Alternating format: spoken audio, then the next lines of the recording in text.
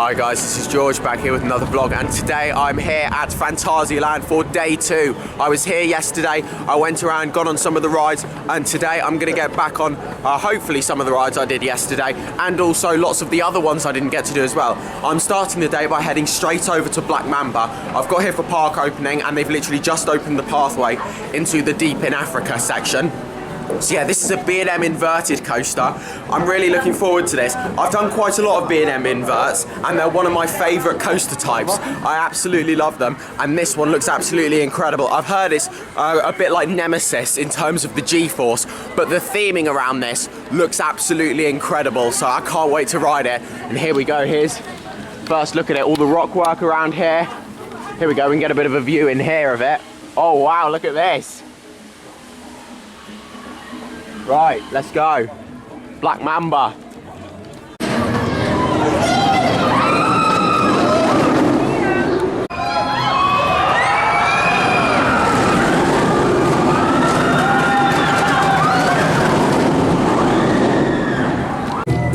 So I've just had a ride on Black Mamba. I was on the second train of the day, and I enjoyed that. I do really like B&M inverse. It's got a great layout. The theming around it's amazing. I love the interaction with the rock work, how it goes up above it, and then it drops down and into a tunnel, into an inversion. I love the layout, it is brilliant. However, in terms of force, it was definitely the most forceless B&M inverse I've done. Normally, those coasters are really intense. They really kind of press different forces against your body. They're very, very intense. This one wasn't really. Like, there was a couple of helixes where you felt some G-force, but with the inversions, normally they whip you through that, but this one, it didn't really do that. So in terms of the force, it's definitely the most forceless one I've done. However, it was still really good, and definitely one of the better layouts.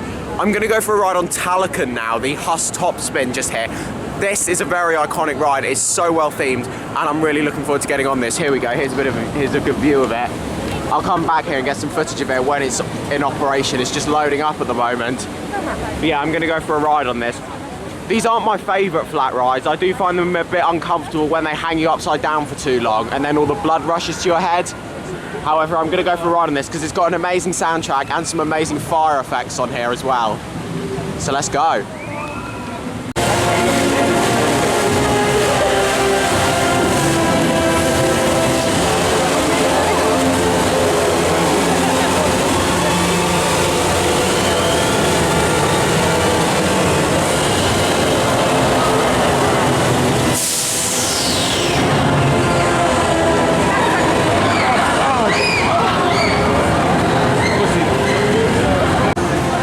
So I just had a ride on Talakan, and that was definitely my favourite top spin that I've done. That was really good actually. Normally, they hang you upside down for a really long amount of time, so they'll hang you upside down for like 4 or 5 seconds and then do it again multiple times throughout.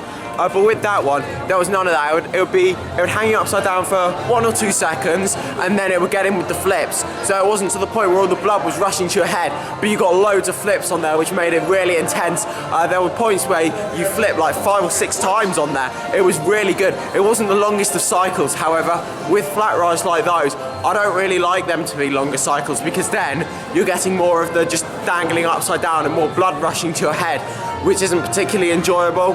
However, with that one, short and sweet, great ride, great setting. I really enjoyed that, and the theming's amazing as well. The fire effects weren't on, unfortunately. However, it's still an amazing ride with the fountains. I was on the side I would rather have not been on as well. You can either get the side where you're facing towards the wall, or you get the side where you're facing towards the fountains. I was at the one facing towards the wall, unfortunately. You don't get to choose where you sit on that ride, you just get assigned a place, so that's not ideal. However, oh well, it's not the end of the world. I'm gonna go into Rukburg now. Not Rukburg, sorry, I'm gonna go into Klogheim, and I'm gonna go for a ride on Rake, the Vekoma Junior Boomerang, and hopefully Taron as well. I'd like to go on Taron. I think it's on about an hour queue at the moment, but I might queue for it. But I'll start off with Rake, because I haven't done that one yet, and then I'll hopefully get a ride on Taron as well. Here we go then, so I've come down to the single rider queue, and there's 2 people in front of me, so hopefully I'll get on this pretty quickly. The queue was massive. It was literally advertised 15 minutes, but I got there and it was spilling out the entrance, and there was a sign up there saying it was 45 minutes from that point. There's no way I'm waiting 45 minutes for this, so hopefully the single rider should be nice and quick.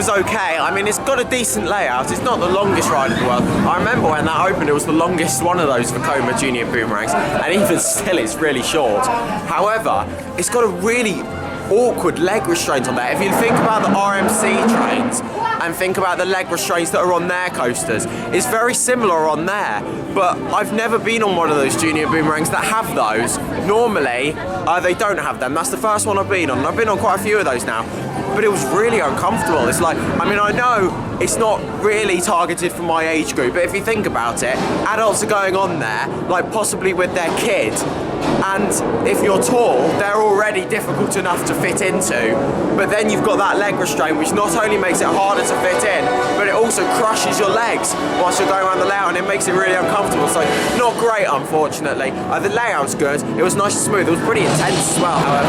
Yeah, that restraint did ruin it a bit, unfortunately.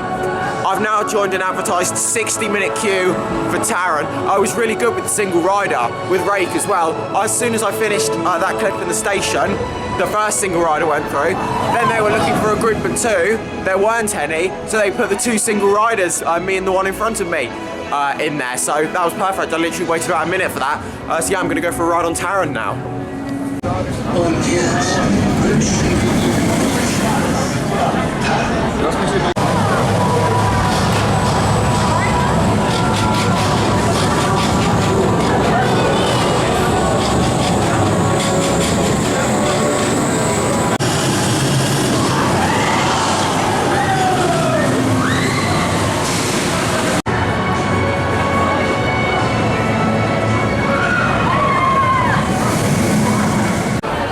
So Taron was incredible there. I ended up waiting about 90 minutes for it instead of an hour, but it was amazing. It was running way better than it was this time yesterday. Yesterday, it was amazing. However, I feel like today, it was running way faster than it was this time yesterday. It was absolutely brilliant. I had two rides on it yesterday, one during the day, which was a bit slower, then one in the evening when it was running much faster. It felt like more of the evening ride last night. That was amazing. I love that. Nice and smooth. It's a long ride. It's absolutely incredible. I love it so much. It's a top 10 roller coaster, and hopefully I'll get another ride on it later on.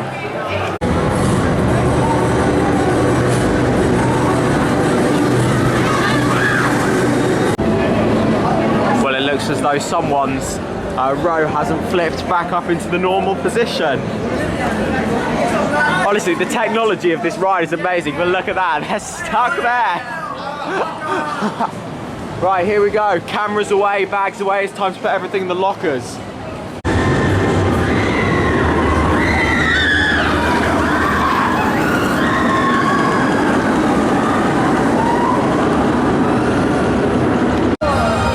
So I had my ride on Fly. It did break down after I filmed that last clip when that row hadn't spun back into position.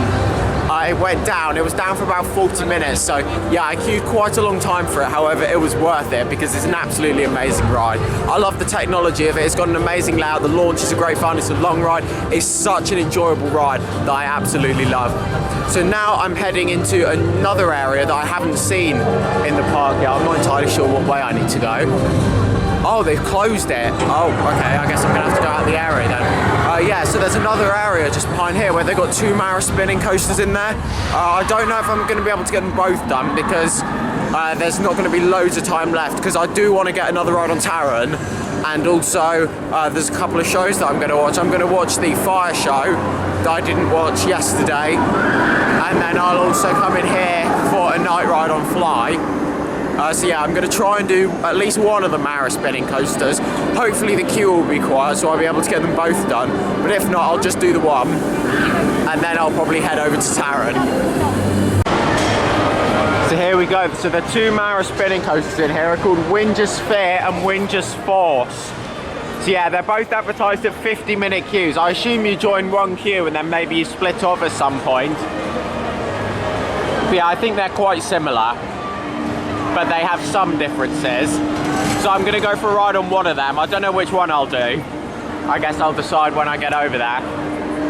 Doesn't really matter which one, so yeah, let's go for a ride.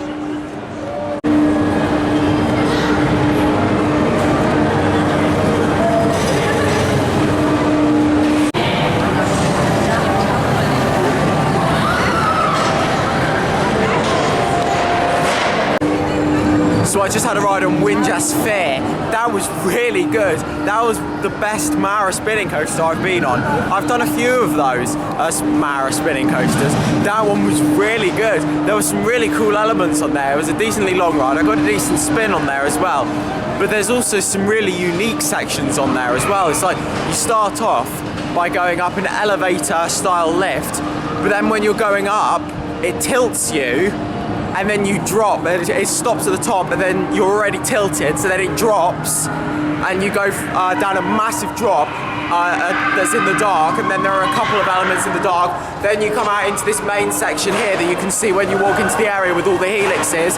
You then go back behind the wall, and then you start interacting. It's like some little bits you can see. It's like you come into these little bits, and then you can see it drops inside there, and then there's another drop just over there where it comes back out again, and then it goes back in. And then there was another really cool section where it was like a seesaw element. So we stopped on an upwards incline, and then it tilted like a seesaw. So we were then down on a downwards incline, and then we dropped again and into like an overbank, some other elements. And then after we came into the main brake run, there was another really cool section where on the brakes, the track dropped a little bit. So it felt like, I don't know, it felt like you were sinking into the track a little bit because it dropped a little bit as you went on it, and then it went back up again. You carried on going through. That was a really cool ride. I really enjoyed that. So I'm about to have another ride on Taron, and I joined the single rider queue this time for this one. I would have done that earlier, but I was worried about how fast it was going to be, because with single rider you can't really predict how quick it's going to be. It depends on the other groups. It's like if you get lots of uneven groups, you might get lots of single riders through, but if it's just loads of groups of twos, then you're not going to be getting any single riders through. I got really lucky earlier with Rake. However, with this one it looked like there were a lot of people here, so if there were a lot of people, then it could be taking ages for the queues, but you just have no idea with single rider how long it'll take. I've been pretty lucky with this so far. The main queue is advertised 80, although I think it's going to be a lot more than 80, possibly at least 100 from my experience of the last couple of days. Basically, you've got that whole top section up there, where if they're doing the whole cattle penning back and forth up there, then this, I think, could be a 100 to 120 minute queue. This one, I've been waiting just under 40 minutes. I've got through the majority of it, and just over there, that archway over there, is where it ends. So hopefully this isn't going to take too long. I imagine it's going to take less than the main queue. Hopefully, as long as we keep getting those uneven groups going in through the main queue, like hopefully we'll get a group of 3, then a single rider, and then another group of 3 and a single rider. It depends on that. If it's just loads of groups of 2s, and obviously none of the single riders are going to go, but we've been moving pretty quick so far, so hopefully we're going to carry on and then be able to save a lot of time from this single rider queue rather than queuing in the main queue. So there we go, I had my ride on Taron, absolutely incredible. I waited just over an hour in the single rider queue, so definitely quicker than the main queue would have been. It was incredible as always. I absolutely loved that ride to bits. It's one of the best roller coasters I've ever been on. It just absolutely flies through the layout. It's one of the most intense roller coasters I've ever been on. Over 330 roller coasters now. That is right up there. It's one of the best. It is nuts. There's so much airtime on it. The S-bends on there are amazing. It's a long ride. The near-miss elements are great. It's just an incredible ride. So I'm now going to go and watch Tiempo de Fuego, which is the fire and projection mapping show over by Chiapas. I've missed the first couple of minutes of it because of waiting a bit longer for Taron. However, I've only missed a couple minutes so far of it, so it's not going to be the end of the world.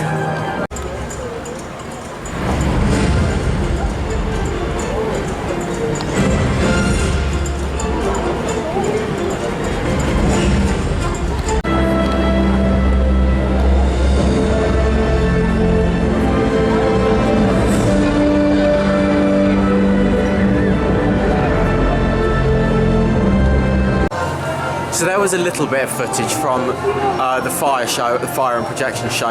It was pretty good. I did like that. There was some really good fire effects. There's some nice projections. Apparently, according to the website and the app, it was supposed to be a 25-minute show. However, it was actually about 15. I only saw about 5 minutes of it there. But you know what? That's fine. I saw a bit of it, and it's not the end of the world. There are other things that I'm going to prioritise here. So I'm now going to try and get a night ride on Fly. So I'm going to go back over to Klugheim, get a bit of footage of Taron at night, and then I'm going to head over to Rookburg and get a night ride on Fly, and then hopefully I would have had my night ride on there in time for the fireworks, which are at 7:50. I did watch them last night, so if you want to see footage of that, then go watch that vlog. So it's not the end of the world if I don't see them tonight. However, it would be nice to be able to wrap up my trip here to Phantasialand with some fireworks.